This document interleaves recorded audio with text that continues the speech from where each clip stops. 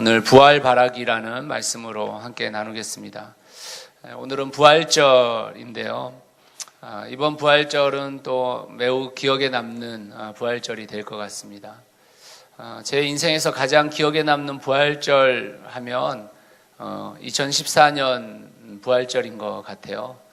그때 세월호 사고가 났었고 또 그 세월호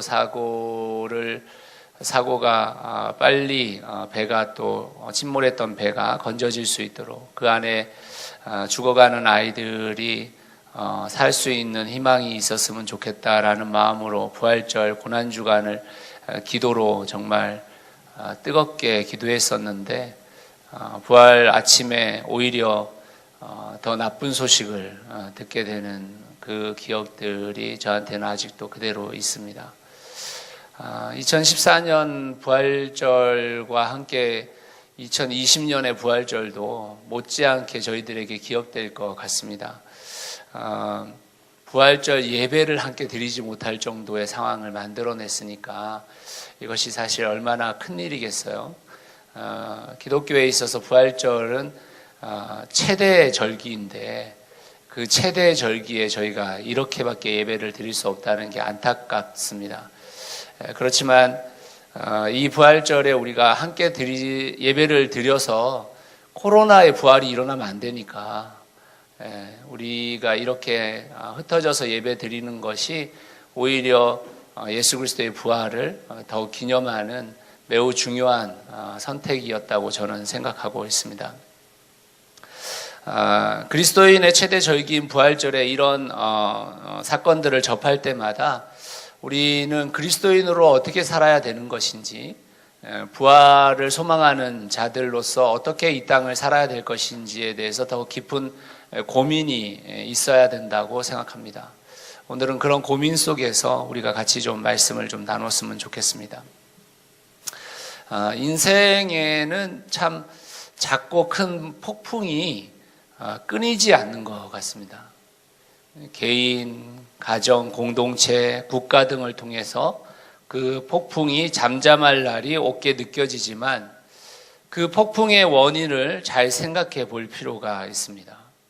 물론 그 원인을 하나로 몰아서도 안 되고 그 폭풍의 원인을 누구의 탓으로 여겨서도 안 되지만 결국 성경이 이야기하고 있는 그 폭풍의 근원은 천지를 창조하신 하나님의 말씀에 불순종한 인간이 원인인 것을 부정하기는 쉽지가 않습니다.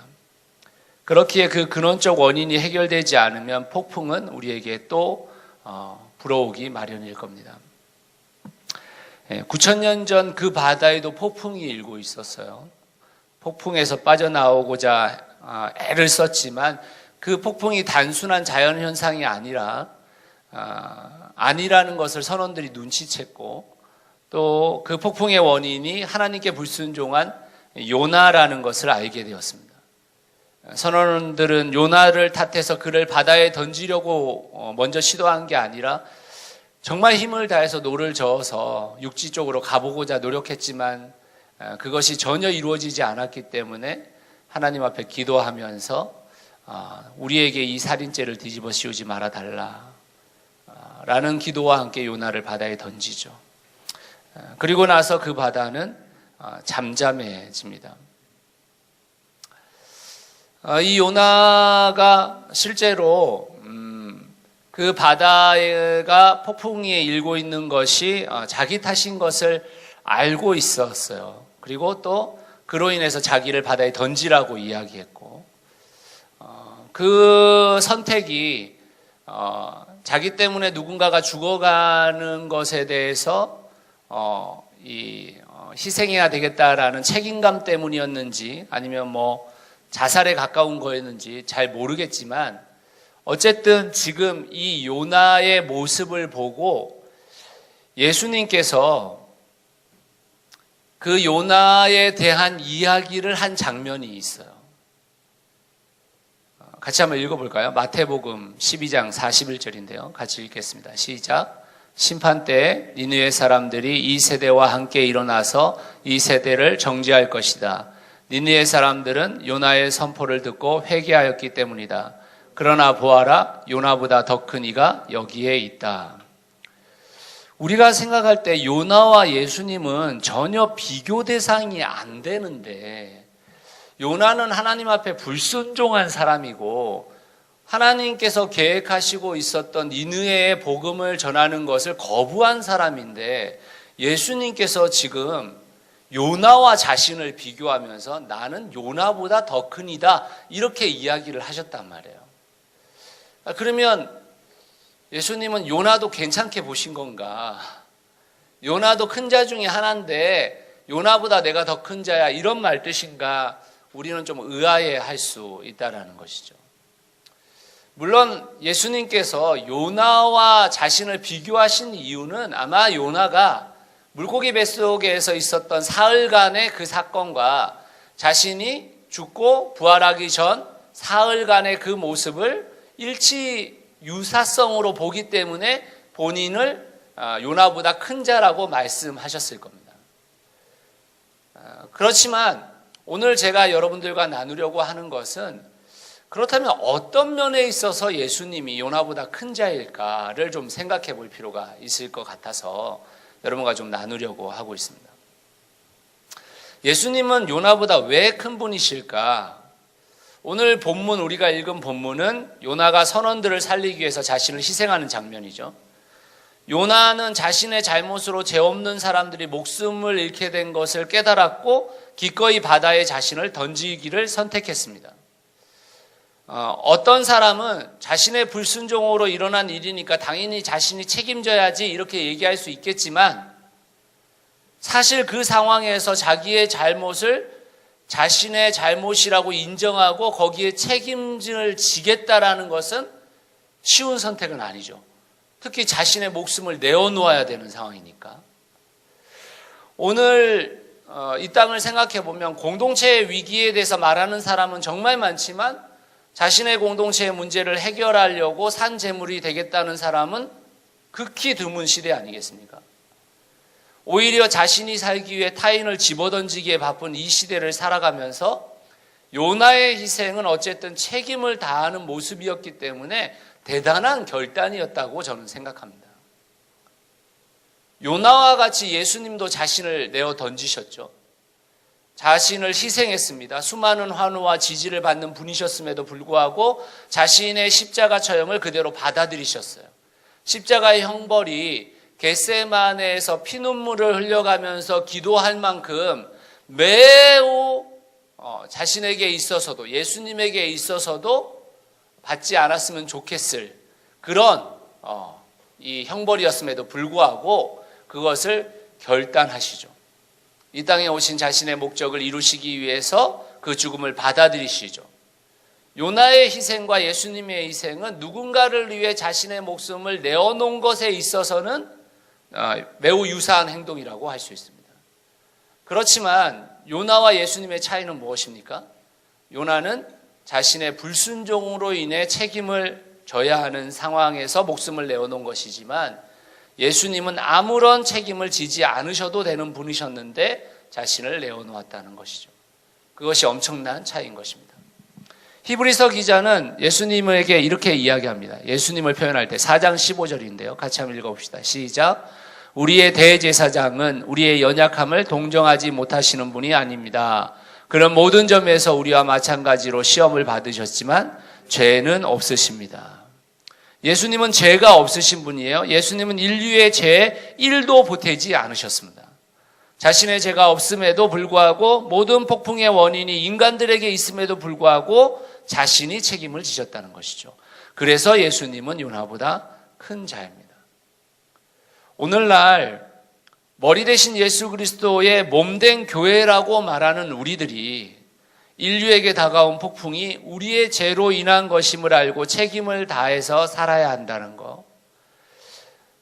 설사 그 폭풍이 우리의 죄로 인한 것이 아닐지라도 우리가 예수 그리스도의 그 삶을 따라서 그 책임을 다해야 된다는 것을 우리에게 들려주고 있는 본문이라고 할 수 있다는 것입니다. 사랑하는 성도 여러분, 예수님은 아무런 죄 없이 희생을 하셨습니다. 아마 우리가 우리의 인생에 다가오는 폭풍이 우리에게 책임이 없다고 말할 수는 없겠죠. 그렇지만 그 책임을 또 질 수 있는 그런 희생의 마음들이 우리들에게 있기를 간절히 소원합니다. 두 번째로 예수님은 요나보다 왜 더 큰 분이실까? 그것은 요나가 바다로 자신을 던지라는 말을 통해 선원들은 최선의 노력을 다해 보았지만 바다가 잠잠해질 기미가 없자 선원들은 요나를 바다에 던집니다. 그리고 바다는 잠잠해지죠.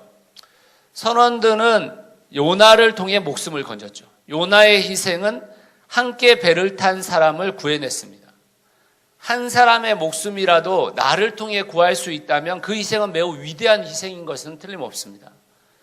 우리나라는 코로나19에 감염된 확진자의 수가 확진자 수에 비해서 사망자 수가 한 2%밖에 되지 않아서 굉장히 잘 방어했다 이렇게 얘기할 수 있지만 실제로 그 가운데 가족을 잃은 사람들은 그 퍼센티지가 무슨 상관이 있겠어요? 그냥 100%죠, 자기한테는. 그렇잖아요. 그것처럼 한 사람의 생명이라는 것은 매우 소중한 이야기이죠. 그 한 사람을 살렸다는 것에 있어서는 매우 요나의 희생이 중요하다라는 것입니다. 한 사람만 살린 게 아니겠죠. 그 배에 탄 모든 선원들을 살렸겠죠. 이와 마찬가지로 예수님의 희생은 죽을 수밖에 없는 죄인인 인간들을 구원해 주셨습니다. 온갖 수치와 무례한 조롱을 받으시고 정죄당해 죽으심으로 한 사람 한 사람을 구원해냈죠. 그런데 이 두 차이는 무엇이에요? 요나의 희생은 배 안에 있는 선원들을 살린 것이지만 예수 그리스도의 십자가의 죽으심은 전 인류를 구원하실 수 있는 대상자로 삼아 주신 것이죠. 요나의 희생은 자신과 함께 있었던 동시대의 몇 사람에게 국한되어 있지만 예수님의 희생은 예수 그리스도의 죽음 이후 전 인류에게 베풀어진 시간과 공간을 뛰어넘는 모든 인류를 구원하는 희생이 되었다는 것입니다. 마가복음 10장 45절 말씀, 예수님은 자신의 정체성을 이렇게 이야기하는데 같이 한번 읽어보겠습니다. 시작. 인자는 섬김을 받으러 온 것이 아니라 섬기러 왔으며 많은 사람을 구원하기 위하여 치를 몸값으로 자기 목숨을 내주러 왔다. 마가복음은 예수님의 죽으심이 많은 사람을 구원하기 위해서 오셨다라고 이야기했습니다. 골로새서는 어떻게 이야기하고 있는가? 같이 한번 읽어보겠습니다. 골로새서 1장 20절 시작. 그분의 십자가의 피로 평화를 이루셔서 그분으로 말미암아 만물을 그 땅에 있는 것들이나 하늘에 있는 것들이나 다 자기와 기꺼이 화해시키셨다.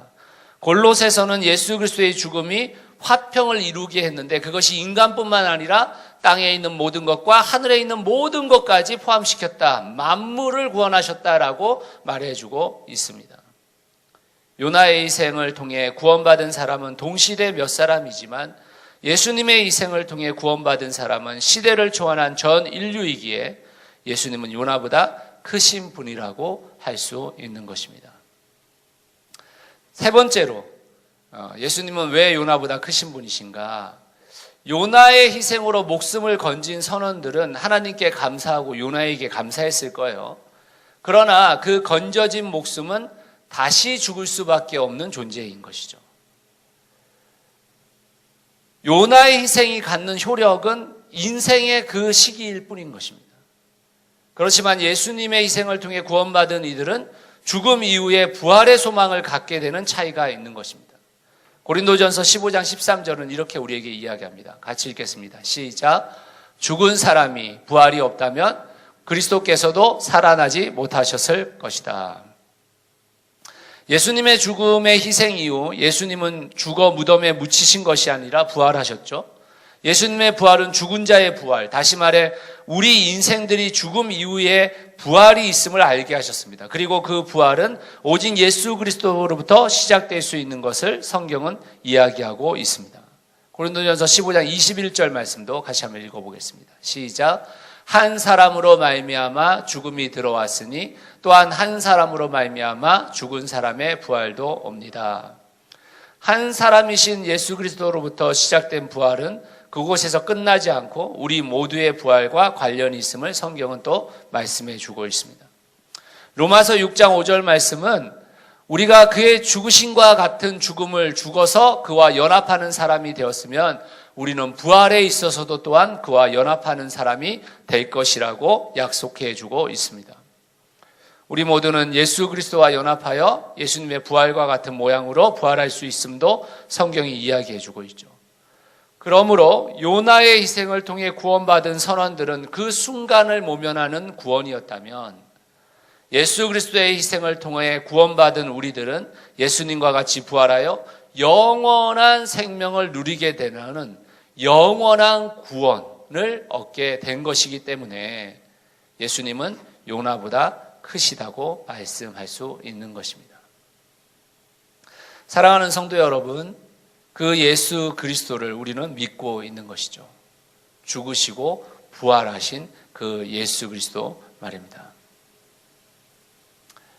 예수님은 우리를 구원해 주기 위해서 죽으셨습니다. 예수님은 우리가 죽은 이후에 그것이 끝이 아니고 부활하여 주님과 연합하여 살 것을 친히 보여주셨습니다. 그래서 우리에게는 산 소망이 되어 주셨죠. 그러나 예수님이 아무리 우리를 위해 죽으셨고 부활하셔서 우리의 소망이 되어 주신다고 한들 예수 그리스도를 영접하고 예수 그리스도를 주인으로 삼지 않는 자들에게는 그 은혜가 미치지 못합니다.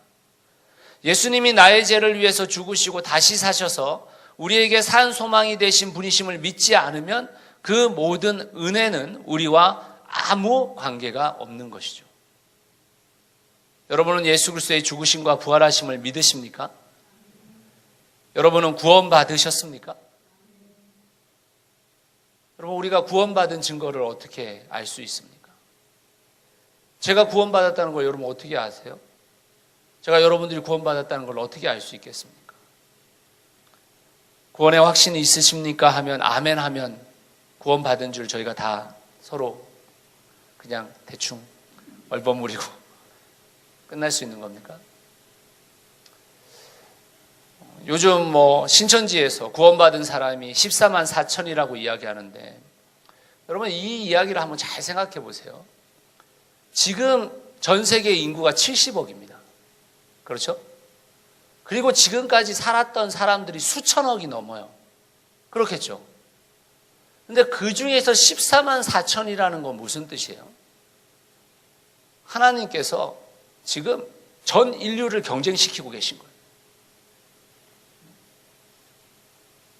어디 누구 제일 잘하는 놈이 누군가 사는 동안에 평점을 매기셔가지고 여러분과 제가 막 순위가 바뀌는 거예요. 지금 오늘 예배 참석한 사람, 참석하지 않은 사람 점수 주셔가지고 순위 오늘 바뀌었어. 순위 14만 4천 명 중에 너 14만 3,999등이야 이런 거예요. 지금 신천지에서 얘기하는 게 말이 안 되는 얘기인데 정말 말이 안 되는 얘기.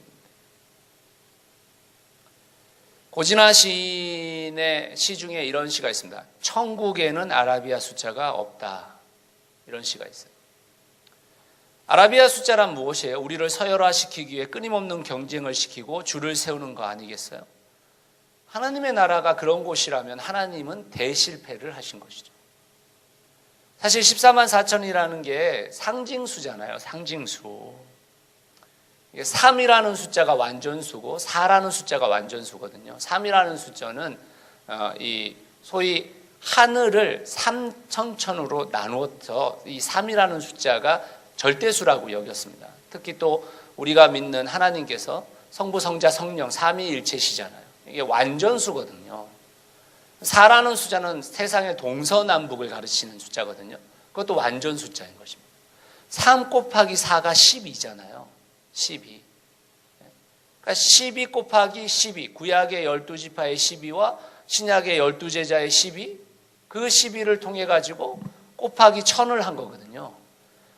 하나님이 완성시키고자 하는 그 구원이 완성될 것이다라는 상징수예요. 상징수.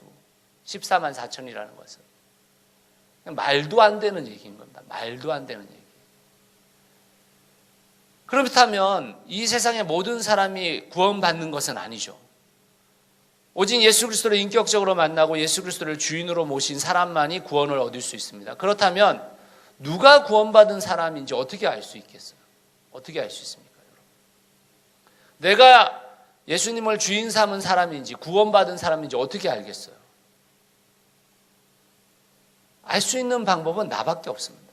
나 자신만 알 수 있는 거예요. 제가 이야기 하나를 해드리죠. 18세기 독일의 작가였던 또 사상가였던 골토트 레싱의 이 현자 나탄이라는 희곡이 있습니다. 그 희곡의 이야기 중에 반지 이야기라는 이야기가 있거든요.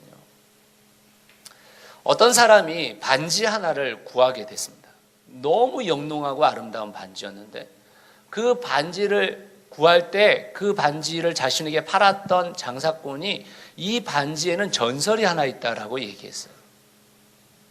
무슨 전설이냐 물어보니까 이 반지를 낀 자는 하나님께 사랑받고 사람들에게 이웃에게 사랑받게 된다라는 전설이었어요. 그래서 그 반지를 구입한 그 사람이 반지를 끼고 그렇게 살았어요. 하나님께 사랑받고 이웃에게 사랑받게 살았습니다. 그런데 이제 자신이 죽을 때가 돼가지고 이 반지를 자신의 아들 중에 누군가에게 전달해야 되는데 자신에게는 세 아들이 있었어요. 그런데 그 세 아들이 모두 다 훌륭한 아들들이었어요. 그래서 이 반지를 도대체 누구에게 줘야 될까를 고민하다가 그 반지를 들고 세공하는 사람에게 가게 됩니다. 그리고 그 세공하는 사람한테 똑같은 반지 2개를 더 만들어 달라고 이야기해요. 그리고 그 세 아들에게 반지를 다 하나씩 줍니다.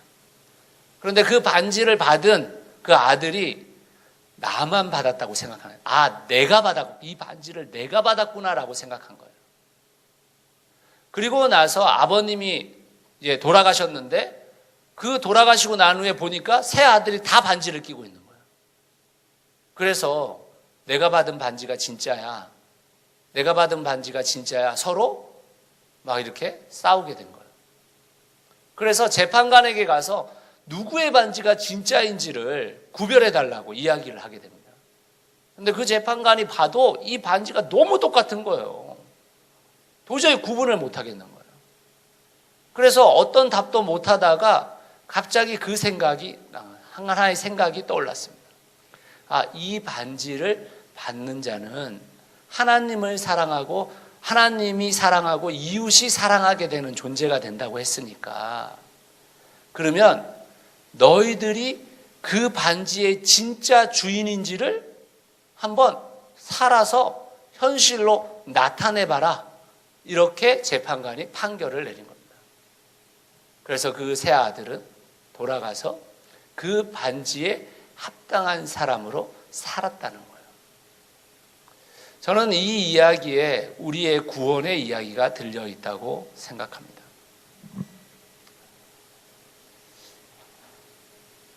구원받았다고 말하면서도 욕심이 가득하고 배타적이고 사람들에게 상처를 주는 사람이 너무 많죠. 그러나 그 사람이 구원받았다면 일그러진 생명을 온전케 하고 깨졌던 마음들을 사랑으로 녹여서 하나가 되게 하고 또 더러웠던 삶을 살던 사람이 순수한 삶을 살게 되는 것이라면 내 삶의 지향점이 그렇게 바뀌었다면 내가 구원받은 사람이라는 것을 확신하면 됩니다. 그리고 그 확신이 없다면 그렇게 살면 되는 것입니다. 그게 구원받은 확실한 증거예요. 여러분, 부활절입니다. 우리에게 1년에 한 번 부활절을 지키는 게 무슨 의미가 있습니까?